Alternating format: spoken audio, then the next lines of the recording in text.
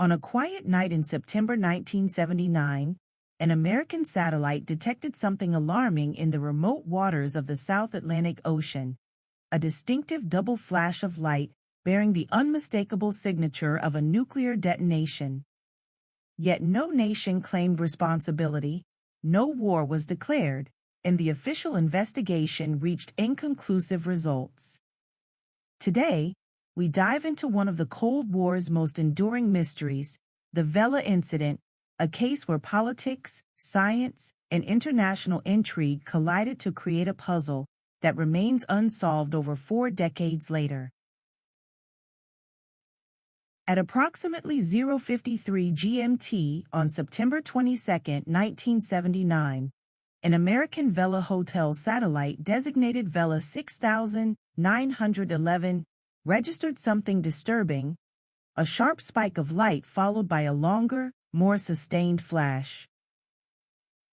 This wasn't just any light pattern. It was the distinctive signature of a nuclear detonation. The satellite was part of a network specifically designed to monitor compliance with the 1963 Partial Test Ban Treaty and had previously accurately identified 41 nuclear explosions without error. This reliability made the detection all the more concerning.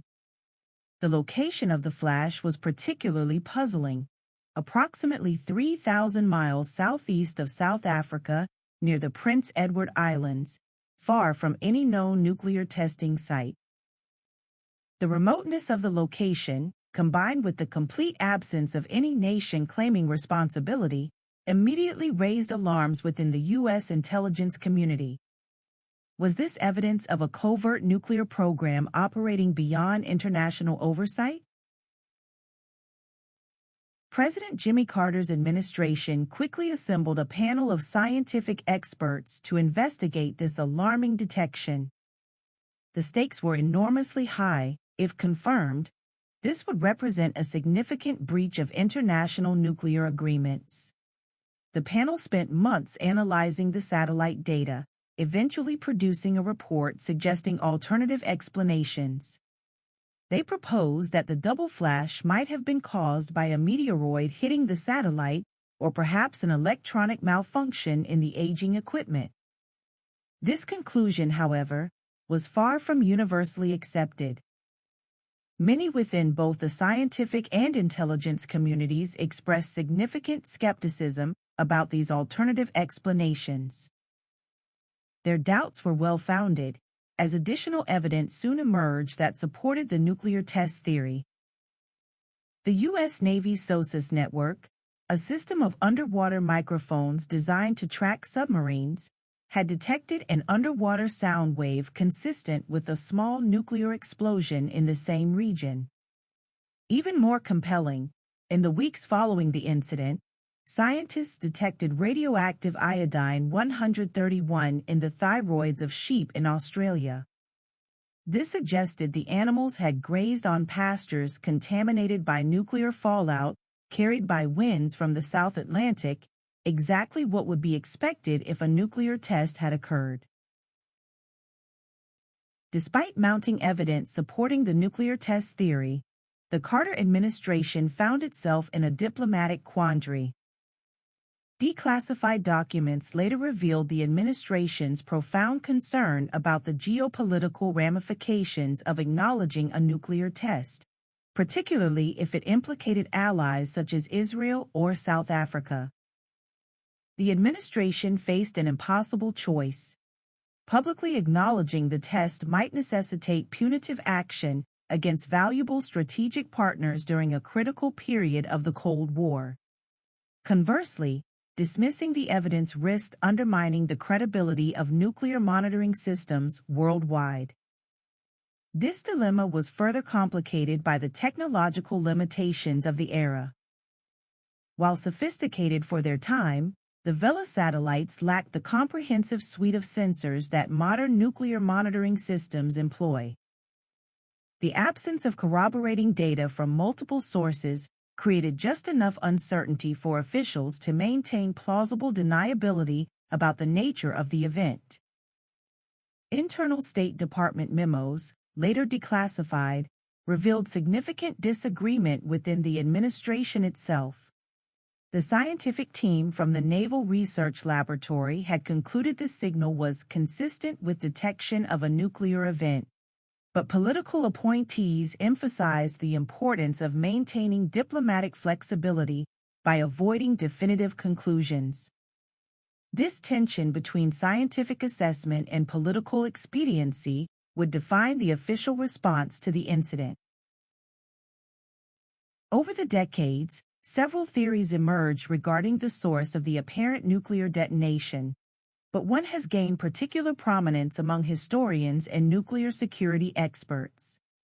This theory suggests a collaboration between Israel and South Africa, two nations that maintained close military cooperation throughout the 1970s, and both had undeclared atomic weapons programs at the time. South Africa eventually acknowledged developing 6 nuclear weapons during this period, but claimed to have dismantled them all by 1991. They have consistently denied any connection to the Vela incident. Israel, meanwhile, has maintained its policy of nuclear ambiguity, neither confirming nor denying possession of nuclear weapons to this day. The Israel-South Africa theory gained substantial credence through investigative reporting and historical analysis. Both nations were international pariahs to varying degrees, South Africa for its apartheid regime and Israel for its regional conflicts, and both sought strategic deterrence capabilities outside international frameworks. Documents uncovered from South African archives revealed extensive military cooperation between the two countries during this period, including missile development and uranium enrichment technology exchanges. Further supporting this theory, former CIA case officer Tyler Drumheller later claimed in a memoir that the agency had reliable intelligence confirming Israeli involvement, but this information was deliberately suppressed for political reasons. Similarly, renowned investigative journalist Seymour Hersh reported that American intelligence sources had tracked Israeli nuclear specialists traveling to South Africa in the months preceding the incident. While the Israel-South Africa collaboration theory has gained the most traction, several alternative explanations have been proposed over the years. Some analysts suggested Taiwan might have been responsible, as they were actively pursuing nuclear technology during this period before eventually abandoning their program under U.S. pressure. Others proposed it might have been a joint Indian-South African test, leveraging India's nuclear expertise with South Africa's uranium resources and remote testing location. Perhaps most intriguingly, some Cold War analysts have even suggested it could have been a Soviet test deliberately designed to confuse Western intelligence and create diplomatic friction between the United States and its allies. Each theory has its proponents and detractors, but none has gathered sufficient evidence to displace the Israel-South Africa hypothesis as the most plausible explanation. The very existence of these competing theories highlights the extraordinary secrecy that surrounded the incident and the effectiveness with which the responsible parties concealed their involvement. The fact that no definitive answer has emerged after more than 4 decades speaks to the sophisticated deception employed and the high stakes of nuclear proliferation during the Cold War era. For decades, the technical aspects of the Vela incident have been subject to ongoing scientific analysis and debate. The double flash signature detected by the satellite's bong meter, a device specifically designed to detect nuclear explosions, created a waveform nearly identical to those recorded during confirmed nuclear tests. This technical evidence has been the foundation for those arguing the event was indeed a nuclear detonation. The controversy centers around alternative explanations for this distinctive signal. The official panel suggested that a micrometeoroid impact on the satellite could have created an electronic anomaly resembling a nuclear signature. However, Critics quickly pointed out that such an impact would have affected other satellite systems, yet no other malfunctions were recorded during the incident. Another theory proposed that sunlight reflecting off debris or an unusual lightning superbolt could have triggered the sensor.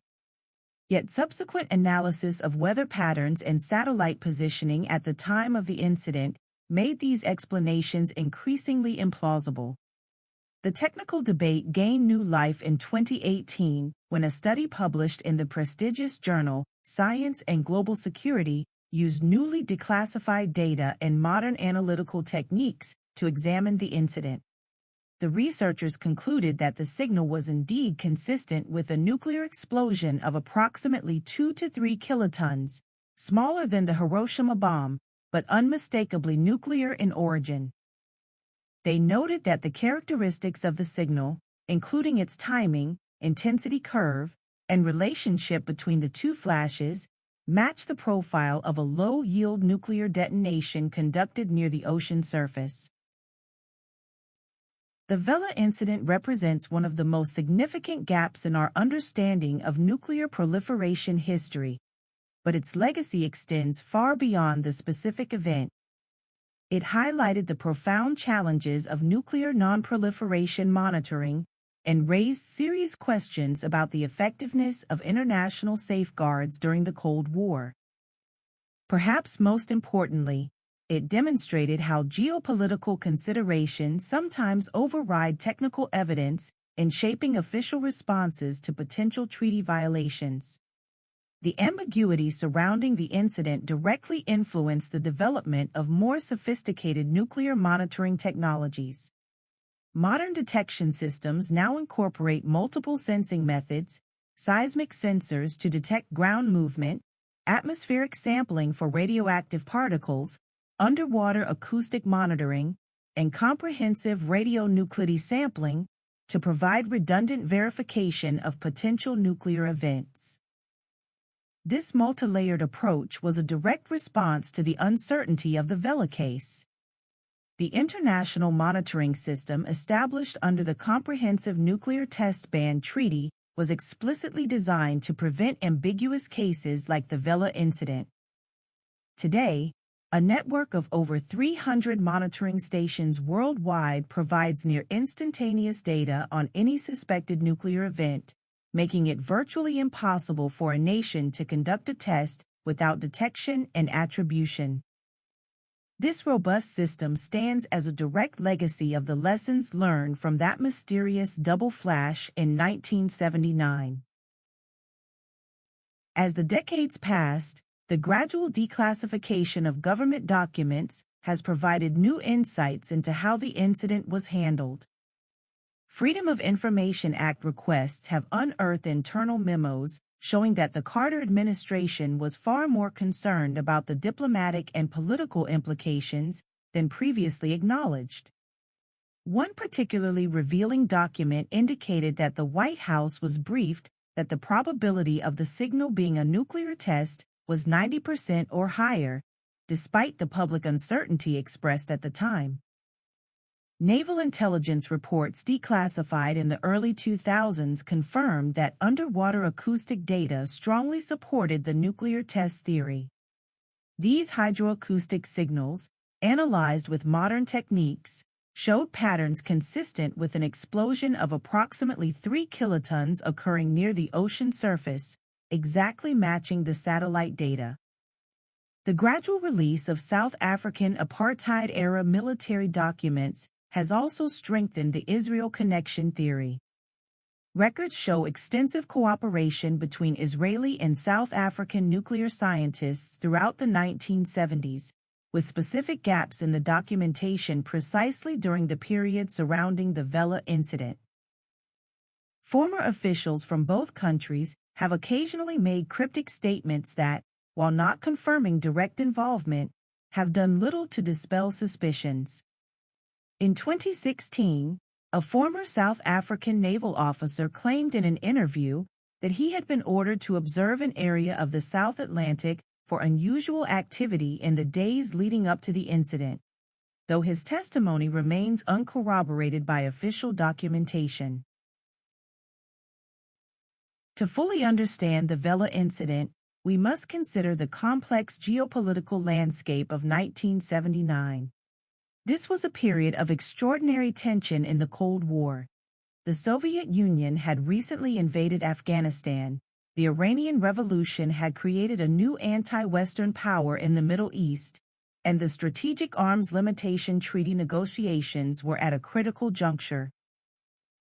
For the Carter administration, maintaining strategic relationships was paramount, even if it meant downplaying evidence of nuclear proliferation.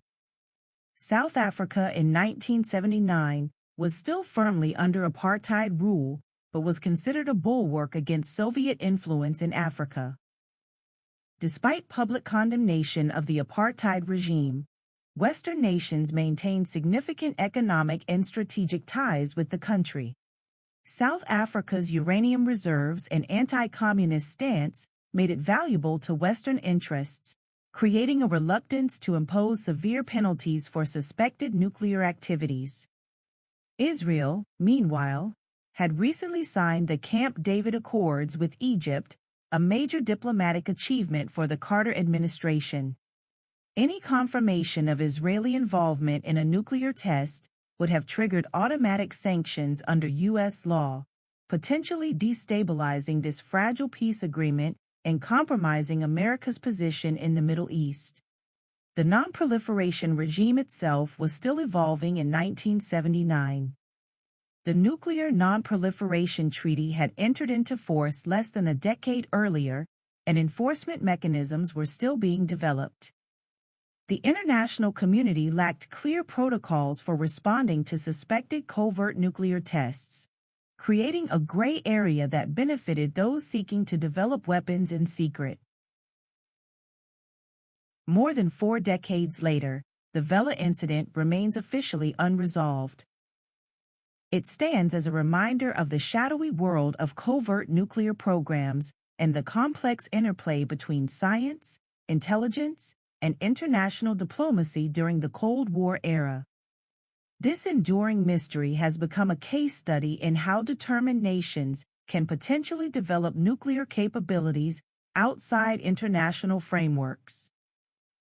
The incident's legacy lives on in modern nuclear security discussions. Security analysts frequently cite the Vela case when discussing the challenges of nuclear non-proliferation and the potential for countries to conduct covert tests. It has become a cautionary tale about the limitations of technical monitoring systems when not backed by political will to enforce compliance.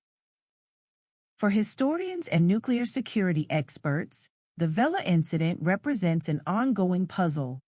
As additional archives continue to be declassified and new analytical methods become available, researchers continue to search for definitive answers about what happened in that remote stretch of ocean on that September night in 1979. Some experts believe the full truth may never be known, as key witnesses' age and documents remain classified or destroyed. Others maintain that eventually, sufficient evidence will emerge to provide conclusive proof of what transpired. The mystery of the double flash serves as a powerful cautionary tale about the challenges of nuclear non-proliferation in a world where political considerations can obscure technical truths, and where the most dangerous developments may occur beyond the reach of international oversight. It reminds us that despite technological advances, the human factors of secrecy, national interest, and geopolitical calculation remain central to the nuclear age. The Vela incident stands as one of the Cold War's most enduring mysteries, a suspected nuclear detonation that no nation has ever claimed.